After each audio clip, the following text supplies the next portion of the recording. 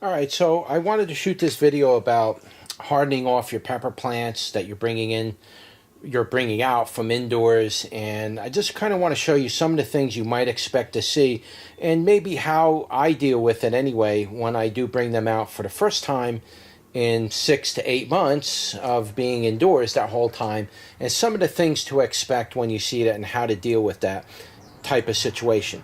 Well, when you're bringing your plants outdoors from indoors to outdoors, the first thing you need to do is put some kind of shade cloth, or you need to create an indirect lighting. If you put them in direct sun straight out and it's like a 70-degree day, full sun, that's the end of your plants. You will absolutely 100% fry your plants right down to the ground. Now, they might the base of it might live, like, where the bottom part of the plant might live, and then the roots kind of will pick up from there. It'll put out shoots below and then come out, but that's not guaranteed. That's like 60% of the time when you fry your plants that bad, they die all the way down to the root system because it's too much of a shock to it.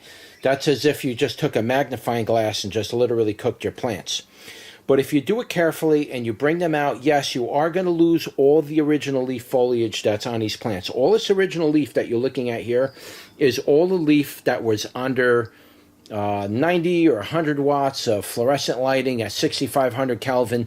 That's what these plants were growing at for 6 months. They were basically started outdoors, then brought indoors, and they stayed under that fluorescent lighting for 6 to 8 months.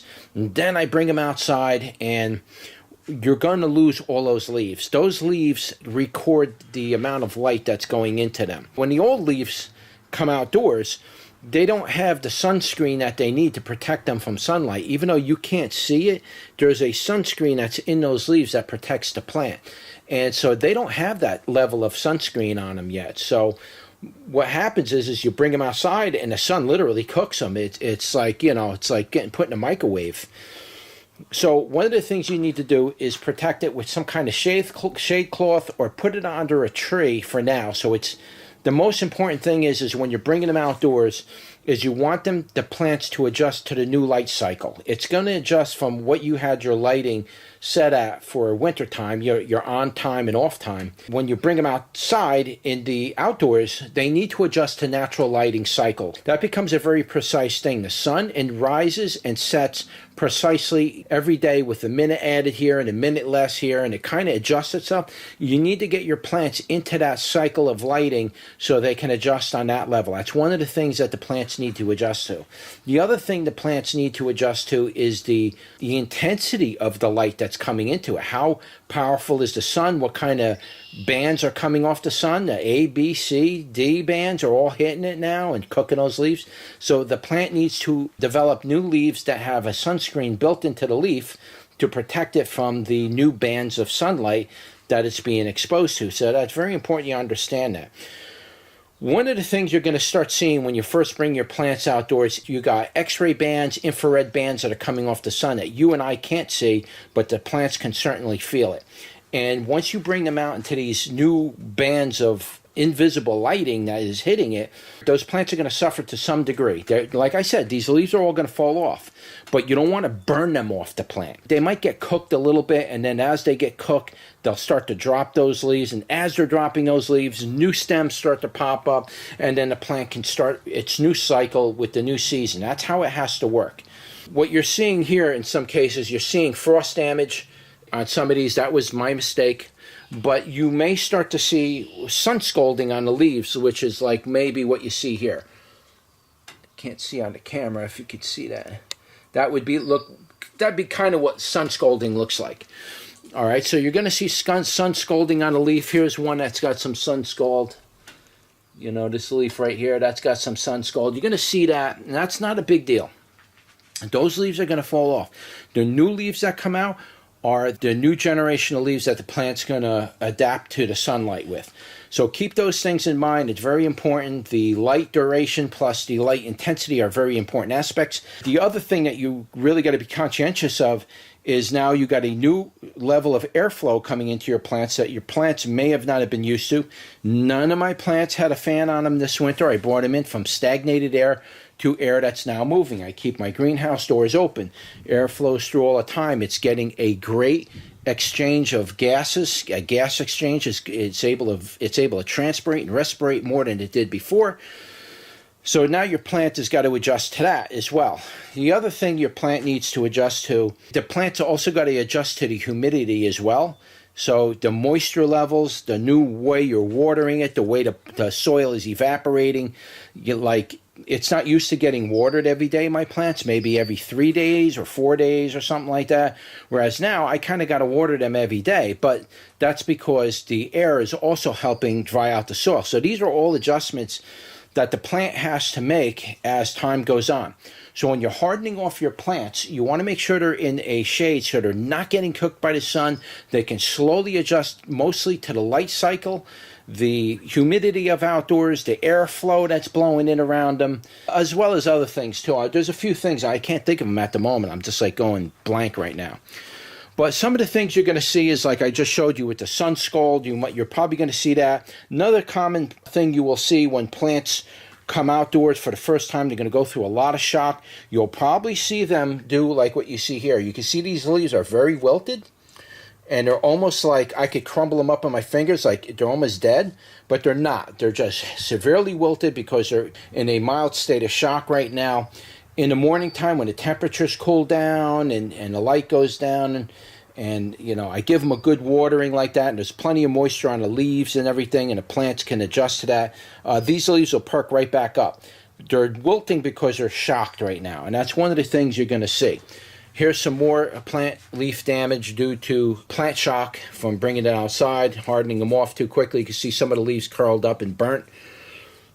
Okay, you can see that. It's always a good idea. What I do is when I see that happen, I spray my plants down with water. You don't necessarily have to soak them. You just need to get those leaves wet so the moisture can absorb right into the plant and cool it down and kind of get it used to getting ready. But again, it's nothing to worry about because all these leaves were indoors. They need to come off anyway. The plant knows that, and I know that. What you want to make sure you see, which is very important, is the smaller stems that come out of the nodes. That's what you want to see. And once you start seeing that, don't worry about the other leaves. The plant's recovering quite well because it's got the new stems coming out and it's getting ready to go to the next stage of development. Especially like this plant is probably 6 months old and it's already got structure to it. It's got root structure. This plant is ready to go.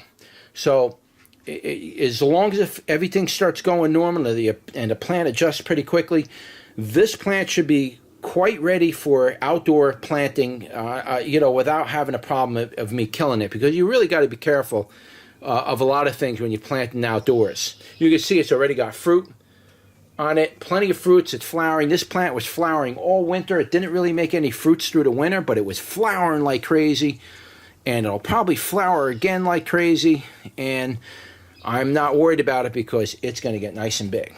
All right, here's some more sun scalding that you can see. It almost looks copper toned and yellow because it was put right in direct sunlight. This is the dragon fruit cactus, so that thing took a little bit of a beating as well. Everything took a beating out here. These plants over here were all lush with leaves. They pretty much lost everything. You can see all the leaves are on the ground. They're all dead in the back. That was because we had a frost and I lost most of the leaves. But again, these leaves are all going to shed. Everything that has leaves on it now, it's all going to shed that. A lot of this stuff has got to get pruned down. And it's going to come down and we want new shoots. We want to see the new shoots coming up. You see the new shoots right here? That's what you want to look for when you're bringing your plants out. See, like you see this one's dead, but that died indoors. So this one I'm not worried about, but this was nice and green, had leaves all over it. This is the Pasilla Bajío. That one was a healthy plant, and it looks like it died all the way down. You can see the stem is browned down. It didn't take kindly to the frost and the hardening off process. That one's going to die. Here's another one. It looks like it's going to die, and this is the Thunder Mountain Longhorn right here. This one's probably not going to make it. Looks like that one's going to die. So it's kind of hit and miss when you're bringing them out. But you can tell if they're going to live or die basically by how far down they they wither. If you see little stems coming out of the bottom of it, you're usually okay. But some of these, like this one here, this one's probably not going to make it. It might, actually. I'm wrong. You can see there's a stem coming out here, but everything up here is all basically dead. It got frozen. We got down to 17 degrees. The plant, literally the whole top of the plant froze, but it didn't freeze the root system. That is the key when it comes to pepper plants. You want to make sure the root systems don't freeze, because if they don't, the plant can easily come back up. One thing too, there's a lot of native plants in North America, and the tapine is one of them. Well, the tapines aren't no newcomer when it comes to freezing temperatures up here in North America. Down in Texas and New Mexico, where the tapines grow natively, those temperatures can get down to easily 20-something degrees outside, 17 degrees on a regular basis. Whole top of the plant dies, but tapines are known to come back from the roots up, almost like a tuber. So all pepper plants have that ability to do that, and that's just one of the things you got to get to know when you're growing pepper plants. You got to get used to their growing behavior. And once you get used to it, you won't worry as much anymore about, how you need to harden them off and what you can get away with. Now, in general, my pepper plants right now are not under any kind of sunshade. And you're probably saying, well, why aren't you sunshading your pepper plants? Aren't you worried about them burning off like you just said?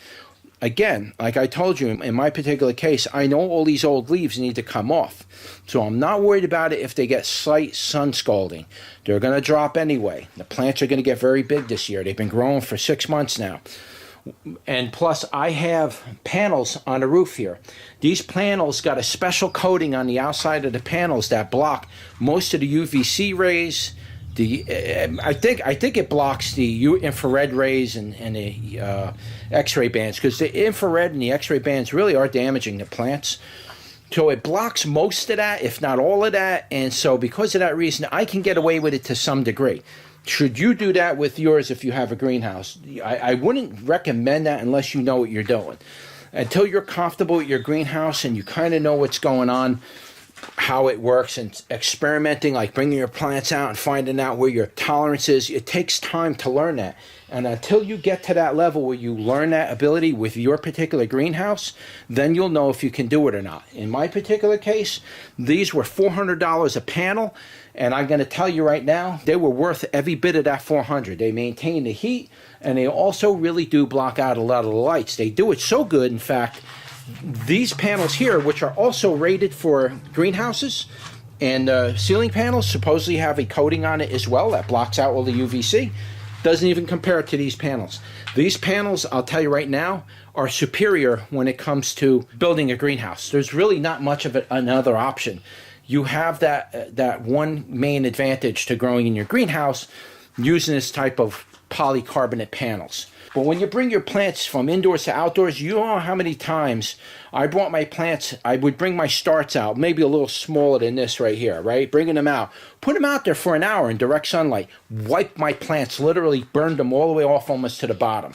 Had to wait 3 to 4 months for the plant to re-stem, start growing up and grow. So I lost something like 2 to 3 months growing time because I brought them out for an hour to harden them off, and that's what most people tell you to do. Just bring your plants outdoors and bring them out for an hour a day.